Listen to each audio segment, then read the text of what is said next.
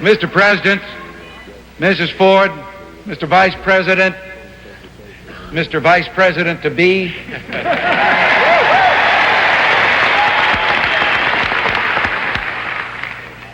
the distinguished guest here, and you, ladies and gentlemen.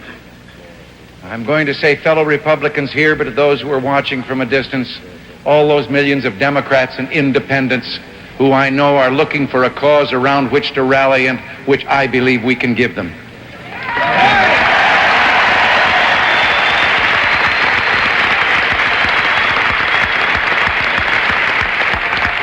Mr. President, before you arrived tonight, these wonderful people here, when we came in, gave Nancy and myself a welcome.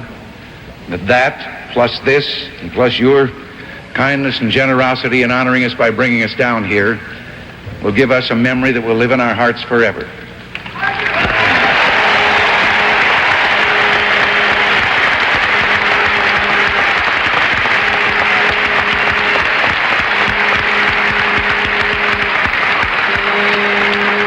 Watching on television these last few nights, and I have seen you also with the warmth that you greeted Nancy, and you also filled my heart with joy when you did that.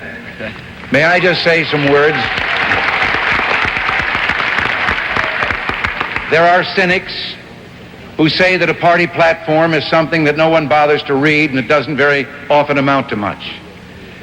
Whether it is different this time than it has ever been before, I believe the Republican Party has a platform that is a banner of bold, unmistakable colors with no pale pastel shades.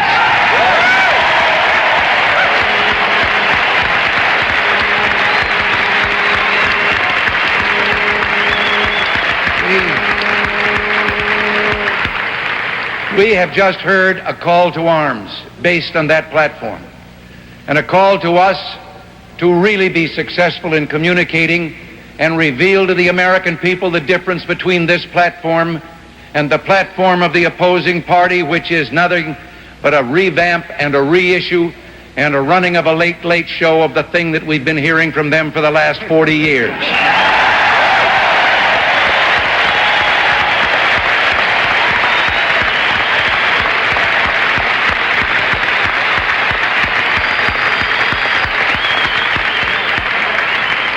If I could just take a moment and I had an assignment the other day. Someone asked me to write a letter for a time capsule that is going to be opened in Los Angeles 100 years from now on our tricentennial. It sounded like an easy assignment. They suggested I write something about the problems and issues of the day, and I set out to do so, riding down the coast in an automobile, looking at the blue Pacific out on one side and the Santa Ynez Mountains on the other, and I couldn't help but wonder if it was going to be that beautiful 100 years from now as it was on that summer day. And then, as I tried to write, let your own minds turn to that task. You're going to write for people 100 years from now who know all about us. We know nothing about them. We don't know what kind of a world they'll be living in. And suddenly, I thought to myself, if I write of the problems, they'll be the domestic problems of which the President spoke here tonight, the challenges confronting us, the erosion of freedom that has taken place under Democrat rule in this country, the invasion of private rights, the controls and restrictions on the vitality of the great free economy that we enjoy. These are our challenges that we must meet.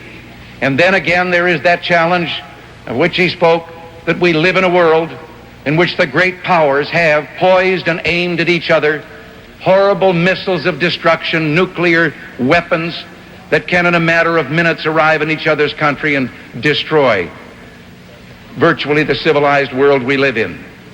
And suddenly it dawned on me, those who would read this letter 100 years from now will know whether those missiles were fired. They will know whether we met our challenge, whether they have the freedoms that we have known up until now will depend on what we do here.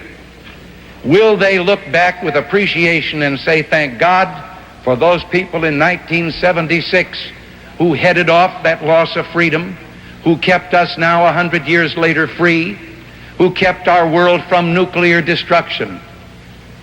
And if we failed, They probably won't get to read the letter at all because it spoke of individual freedom, and they won't be allowed to talk of that or read of it.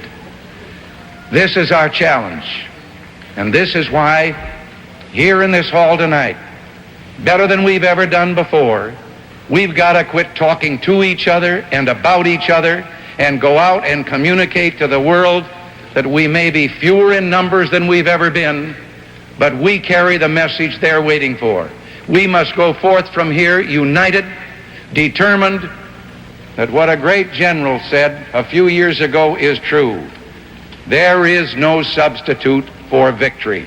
Mr. President,